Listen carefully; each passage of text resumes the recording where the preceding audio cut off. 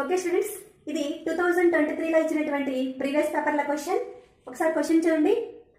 Light incident from medium refractive index √2 on medium refractive index 1.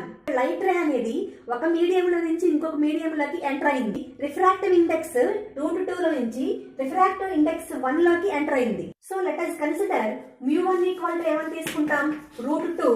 అలానే μ2 equal to ఏమని తీసుకుంటాం, 1 అని తీసుకుంటాం. సో ఇక్కడ లైట్ అనేది రేరర్ మీడియంలో నుంచి డెన్సర్ మీడియంలోకి వెళ్ళింది అనమాట. μ1 ని డెన్సర్ మీడియం తీసుకుంటాం, ఎందుకంటే ఈ రెండింటిలో బిగ్గర్ వాల్యూ ఏంటి, √2.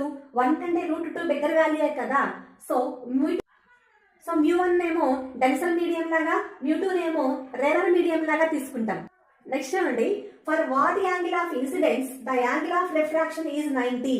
అంటే మనం ఏం ఫైండ్ అవుట్ చేయమన్నాడు, ఏ యాంగిల్ ఆఫ్ ఇన్సిడెన్స్ వద్ద రిఫ్రాక్టివ్ ఇండెక్స్ అనేది 90 ఉంటుంది. So angle of incidence equal to critical angle అయినప్పుడే కదా మనకి యాంగిల్ ఆఫ్ రిఫ్రాక్షన్ 90 degrees అవుతుంది. సో ఇందాకట్లాగా సేమ్ ఫార్ములా తీసుకుంటాం. sin c equal to μr by μd. So sin c అంటే మనకు μr కదా, μr అంటే మనకు μ2 అంటే 1 బై √2. సో 1 బై √2 అంటే మనం sin 45 రాసుకోవచ్చు కదా.